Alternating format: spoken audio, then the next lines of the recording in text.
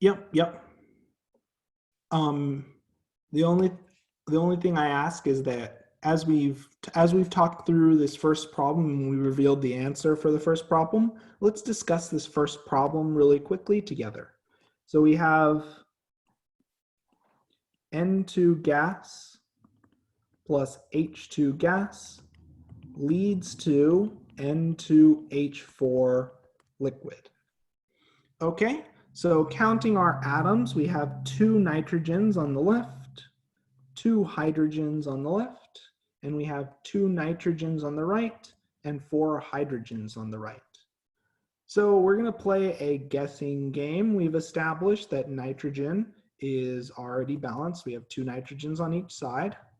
And we're going to guess what times 2 hydrogens would give us the 4 hydrogens on the right. So what coefficient should we guess? Yep, 2. Exactly right. So we're going to plug in 2 for our coefficient for H2, and now our equation is completely balanced. So this one's a bit of an easy question, but it's important that you know how to balance the simplified chemical equations, so that way we can increase the complexity. And as you can see, we're slowly starting to balance equations without having to make a giant table. So let's take a few more minutes and let's focus on this second example, and feel free to send me privately your coefficient for silver nitrate that you receive after balancing the equation. And Francisco, your answer is perfectly correct. So if you message me privately, I'll respond with your name, just so that way we're clear who I'm responding to if I get multiple messages. So let's take a few more minutes and we'll discuss in about 1 more minute. I'm seeing a lot of really good answers so far.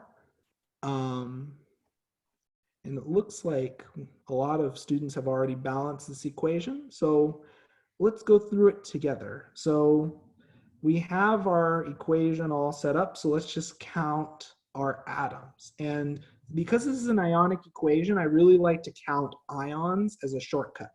So for calcium chloride, I have 1 calcium and 2 chlorine atoms. In silver nitrate, I have 1 silver atom and 1 nitrogen and 3 oxygens. And I like to bundle these atoms together because they're all part of the nitrate ion. In silver chloride, I have 1 silver and 1 chlorine. Calcium 2+, we just have calcium, 1 calcium atom. And for nitrate ion, I have 1 nitrogen and 3 oxygens. Okay. So let's start by balancing the element that is found in the least number of compounds. So what element should we start balancing? What element should we start balancing? What element currently is unbalanced that is present in the least number of compounds, or present also in the least complex compounds? Yep. Calcium. So we have calcium's balanced, but let's take a closer look at calcium chloride. If we have 2 chlorines on the left, and in silver chloride, we only have 1 chlorine on the right. So then, let's balance chlorine now. So my question to all of you is what? So 1 chlorine times what would give us the 2 chlorines that we need? What coefficient should we have for our silver chloride? What coefficient should we have? And yep. Exactly right. So we need a coefficient of 2. So 1 silver times 2. We now have 2 silvers and 2 chlorines on the right-hand side. Perfect.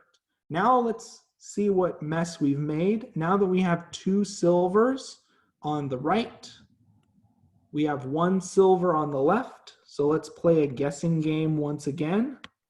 1 silver times what would give us the 2 silvers that we need? What coefficient do we need for silver nitrate? And feel free to type in chat. Yep, so 1 times what gives us 2? So we're going to guess a coefficient of 2. Now, After we've multiplied all of our atoms by our coefficient, we have 2 silvers, 2 nitrogens, and 6 oxygens. We can think of this as if we have 2 nitrate ions now. So then, to finish off this equation, if we have 2 nitrate ions on the left, and we can think of this as 1 nitrate ion on the right, my question to all of you is,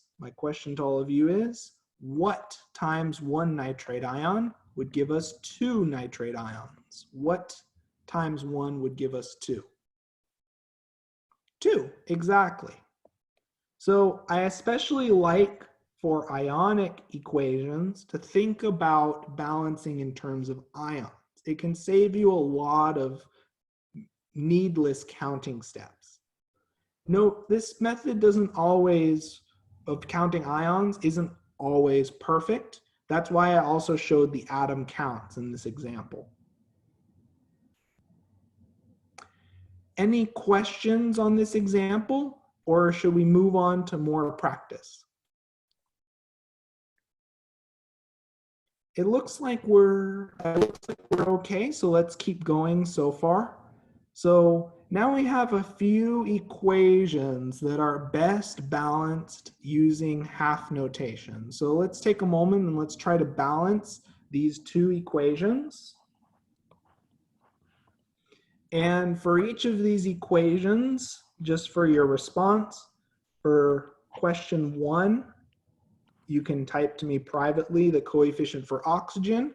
For question 2, you can type to me privately the coefficient for nitrogen, just if you want to check your work. So let's take about 3 minutes to work through these problems, and then we'll come together as a group to discuss. And don't be shy to send messages with questions, and I'll be more than happy to address your questions.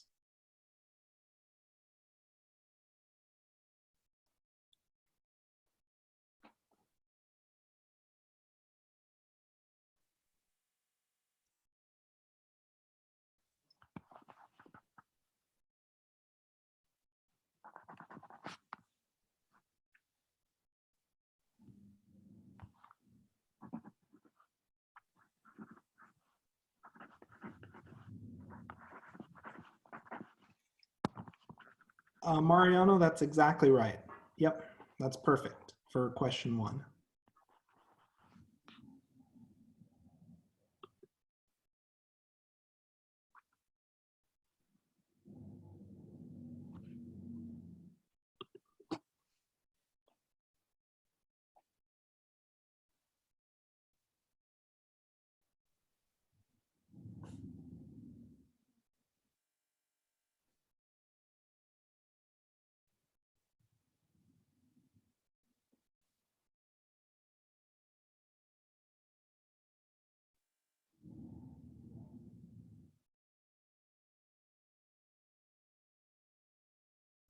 Yep, Francisco, the first question, that's absolutely correct.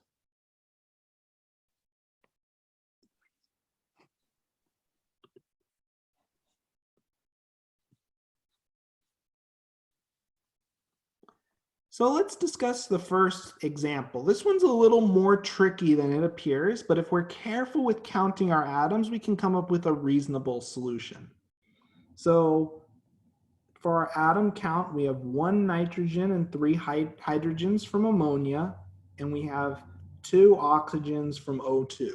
We are going to leave O2. We're going to leave our isolated pure element till the end. You balance isolated pure elements last.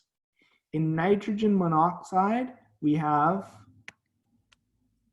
1 nitrogen and 1 oxygen. And in water, we have 2 hydrogens and 1 oxygen. Okay, now this appears a little bit messy, but what I want you to remember is that you start by balancing the elements that appear in the least number of compounds first. So then, what element shows up in the least number of compounds? What element do we want to start balancing? What element is currently unbalanced? Where should we start? Hydrogen, nitrogen, or oxygen? Which element should we start balancing? And don't be shy to type in chat during this time.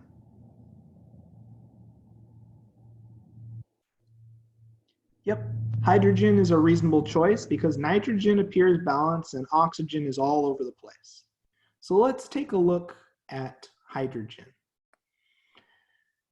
We have 3 hydrogens on the left. We have 2 hydrogens on the right. So we can use the least common multiple method.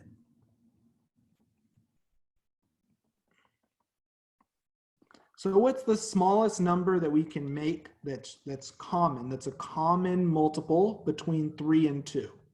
So what's a common multiple? 6, exactly. So then let's shoot to get 6 hydrogens in each of these 2 expressions. So then from that, what coefficient do we need to guess? So what times 3 would give us 6? So what coefficient would we have for ammonia? What times 3 would give us 6? 2, exactly right. And that in turn gives us 2 nitrogens and 6 hydrogens. So we'll put a 2 up here. Okay, now from here, what times 2 would give us 6? What coefficient should we guess for water? Yep, I see a lot of 3s. Yep, that's exactly right. So 2 times 3 gives us 6. 1 times 3 gives us 3 oxygens. Okay, perfect. We're going to leave oxygen still to the side for now. We'll focus on the easy stuff first. So we notice now that we've made a mess. We have 2 nitrogens on the left. So then, in order to get 2 nitrogens on the right, what coefficient do we need to multiply by? What coefficient do we need to multiply by? Yep, I see a lot of students responding for 2 because 1 times 2 would give us 2. So we'll put a coefficient of 2 in front of nitrogen monoxide. So let's rewrite this equation. Let's rewrite this equation so we can see the key point in this discussion.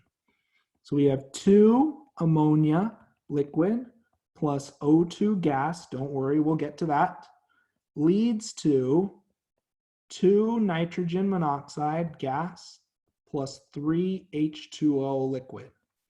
Okay, now let's count up our total number of oxygens on the right-hand side. How many total oxygens do we have on the right-hand side? And don't be shy to type in chat.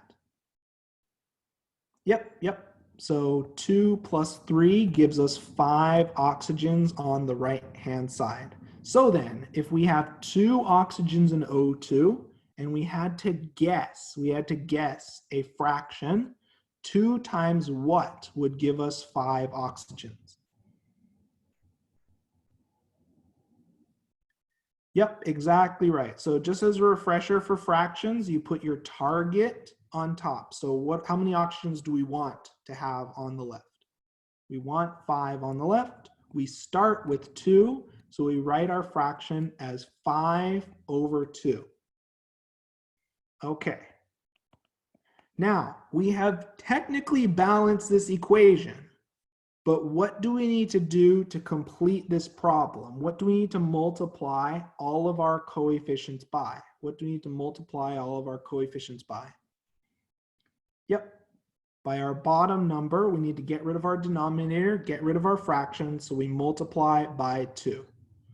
So then, if we're writing out our final equation, we have 4NH3 liquid plus 5 O2 gas leads to 4 nitrogen monoxide gas plus 6 H2O liquid. Anytime you see oxygen in the chemical equation, I want you to think half notation. These types of reactions called combustion reactions are a pain to balance via the guess and check method. So I highly recommend trying to use half notation instead of guessing your coefficients. Okay, let's now talk about the next example. This one is substantially easier, but it still requires half notation. So let's do some counting. So we have N2 gas plus O2 gas leads to N2O5 gas. The counting is pretty straightforward for this one. We have 2 nitrogens and 2 oxygens, and we have 2 nitrogens and 5 oxygens on the right. Now we're able to play a bit of a guessing game here. So nitrogen is balanced, at least before we change some things. Now for oxygen, if we have 2 oxygens on the left and we want 5 oxygens in total, what fraction should we guess? And I already see students entering in 5/2. We put what we want on top, we put what we have on the bottom. So we write out 5/2 for our oxygen coefficient. And now all we have to do is multiply by our denominator. And what's our common denominator in this case? What's our common denominator? What number should we multiply by? What's the number on the bottom? Yep, 2. Exactly right. So this in turn gives us 2 N2 gas plus 5 O2 gas leads to 2 N2O5 gas. Perfect. So again, we have isolated pure elements such as oxygen. So I want you to think half notation. Any questions on these 2 examples? Really don't be shy to ask. And you're welcome to unmute and ask your question verbally if you're more comfortable that way. Whatever you're comfortable with in this class. If not, let's do a few more examples. Practice makes perfect. And I know this seems a little excessive, but trust me, the more practice you have on balancing equations, the easier your life will be in later chapters. So let's take a moment and let's work on these 2 examples. We'll spend about 3 minutes on that. I'll set my timer for that. And we'll come together to discuss at about 1:59. So in about 3 minutes. And don't be shy to message me your answers. For the first question, if you want me to check your work, you can message me the coefficient for carbon dioxide. For the second problem, you can message me the coefficient for aluminum sulfide. Well, yeah, aluminum sulfide.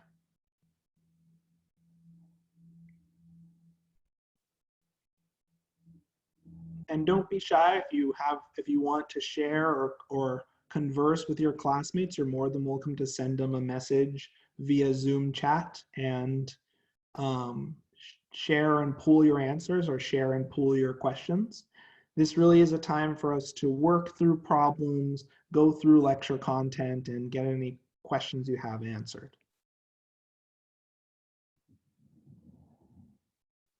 Yes, Francisco, your response for question 1 is perfectly correct. Yep, Marjorie, that's exactly right. The first question response is exactly correct.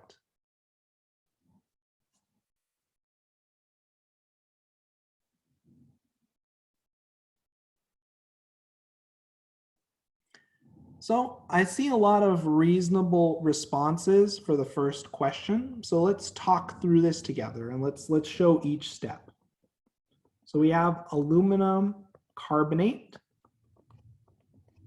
decomposing to aluminum oxide solid and carbon dioxide gas. Now, let's count each of our individual atoms.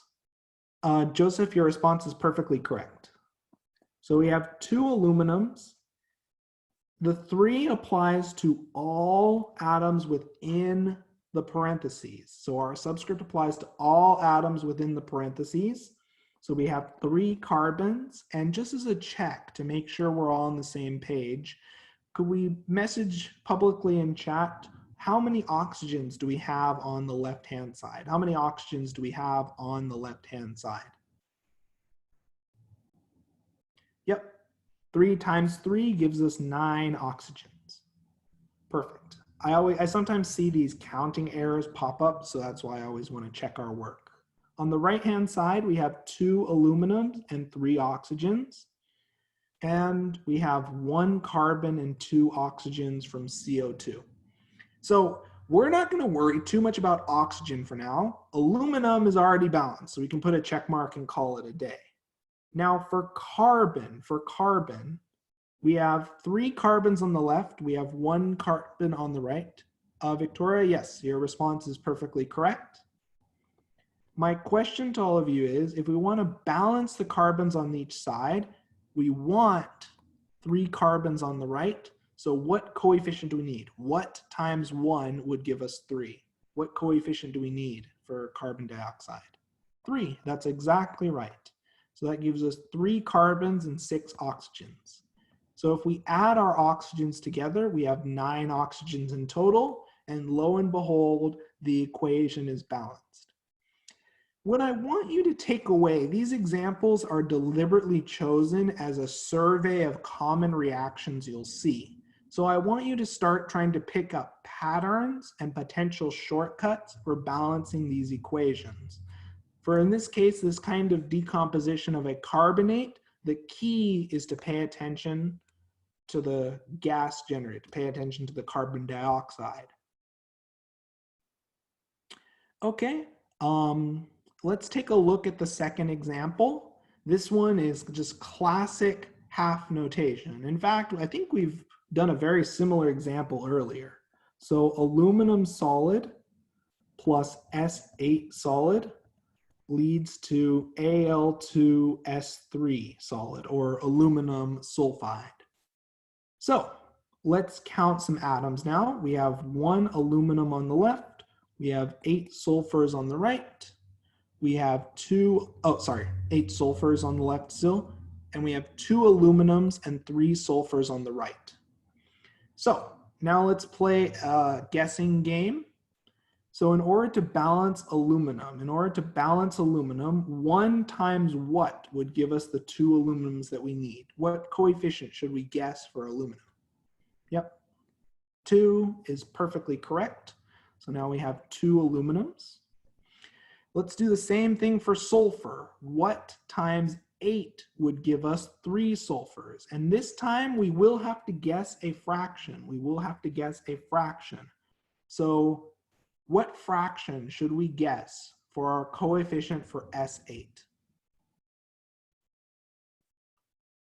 Yep. And remember, just to refresh our logic, we put our target. We put what we want on top, and we put what we have on the bottom. So we end up with 3/8 for our coefficient for S8. Now, we have to clean up the mess that we've made. And what whole number should we multiply all of our coefficients by to get rid of our denominator? What should we multiply all of our coefficients by? Yep, 8, exactly right. And that in turn gives us 16 aluminum solid plus 3 S8 solid leads to 8 Al2S3, or aluminum sulfide solid. Roberto, your answer is perfectly correct.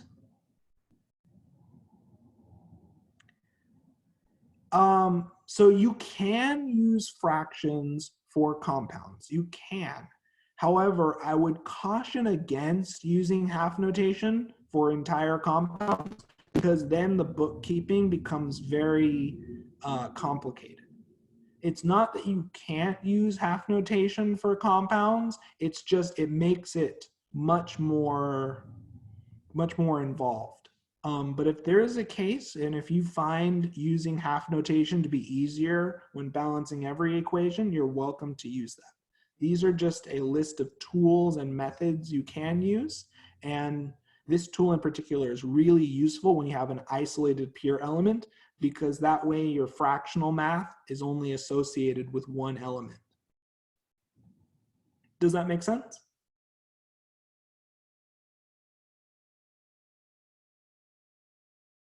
Perfect. Any other questions on these examples? And really don't be shy to ask questions. A lot of our sessions in these next few chapters are going to be us solving problem after problem to get used to the mechanics of balancing chemical equations and handling stoichiometry. I have a question. Yes. It doesn't have to do with this, but it has to do with the previous lab that we left off from 3 weeks ago. What do we do about that? We'll talk about that in lab. Essentially, I'll have you turn in whatever you have. Okay. Mhm. So let's keep going. Let's try to balance a few new types of chemical equations. This time we're balancing acid-base reactions. These are reactions that we'll see a lot next chapter. So take a few moments and attempt the following two equations. And one thing that I want you to focus on is for question 1, I'd like you to tell me the coefficient for water. For question 2, I'd like you to tell me the coefficient for carbon dioxide.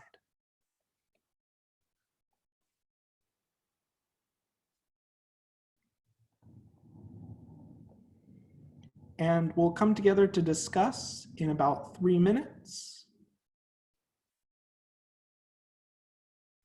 So at about 2:09 p.m.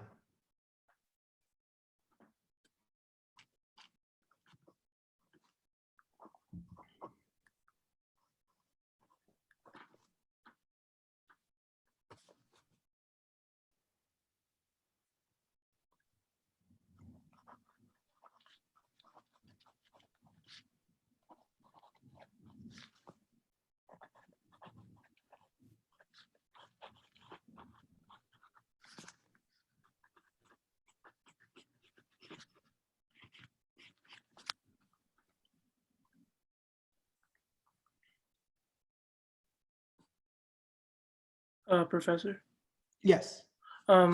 So with balancing equations with like when you have multiple compounds such as PO4 and OH, I learned that there's a shortcut to doing this. Like you could substitute like a letter for PO4 and OH. Like this is what I learned back in high school chem. Yep. As a That method would work, though for this equation, it's not quite a complete, it can be balanced using the ionic equation method, but I would recommend counting atoms for this one, and I'll actually show you a trick in a few moments to balance, but think about the amount of H plus and OH present, and that's the real key to balancing these acid-base reactions.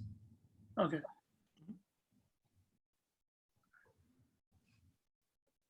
And don't be shy to message me your responses or with the coefficients, just as my way of checking your work and ensuring some interactivity during lecture.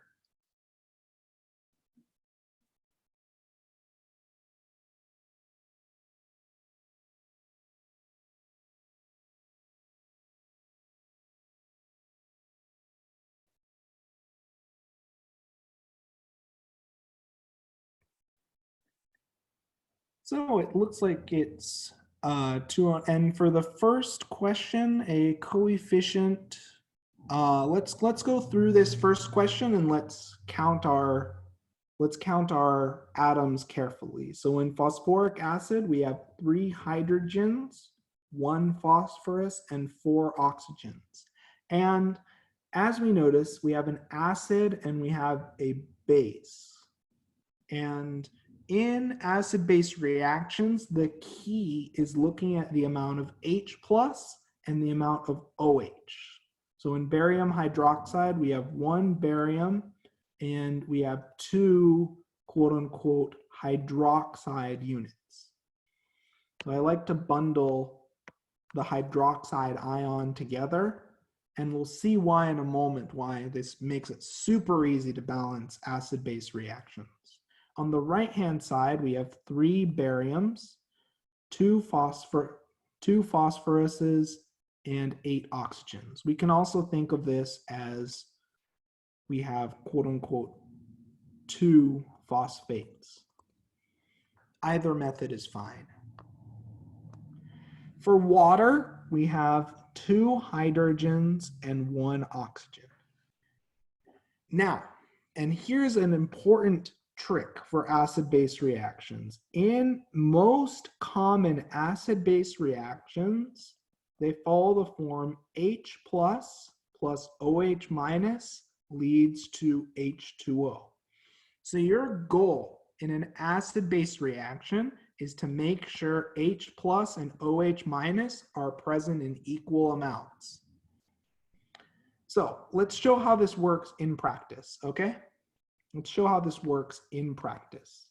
So we have 3 H pluses and 2 OH minuses. So what is the smallest common multiple between these two numbers? What's the smallest common multiple between these two numbers? What's the smallest common multiple between 3 and 2? Yep, 6, exactly right. So we're going to multiply the coefficient for phosphoric acid by 2 and the coefficient for barium hydroxide by 3. Now, if you really don't like this underpinning method, we can also derive this just from first principles, just from what we know previously. This coefficient of 3 can also be obtained if you try to balance barium, because we want 3 bariums on each side.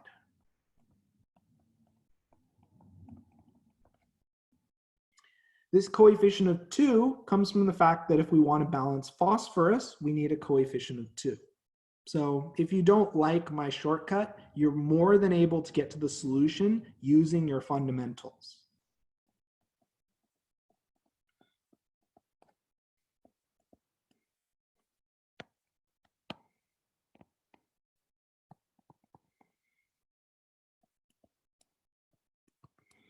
Now, and a beautiful thing about this equation, and I'll write it again, H plus OH minus leads to H2O, is that the amount of H plus that reacts is equal to the amount of water that forms. So how many H pluses are reacting? How many H pluses do we have reacting? How many H pluses do we have on the left-hand side? How many hydrogens do you see in our acid? And don't be shy to type this in chat. How many hydrogens do we have? Yep, we have 6 hydrogens from our acid. So then, my question to all of you is, how many water molecules will we generate? If we have 6 H pluses, how many water molecules will we make? If all of our H plus is converted to water. So just look at the fact that for every H plus that we put in, For every H plus that we put in, we get out 1 water molecule. So if we put 6 H pluses in, we get 6 water molecules out.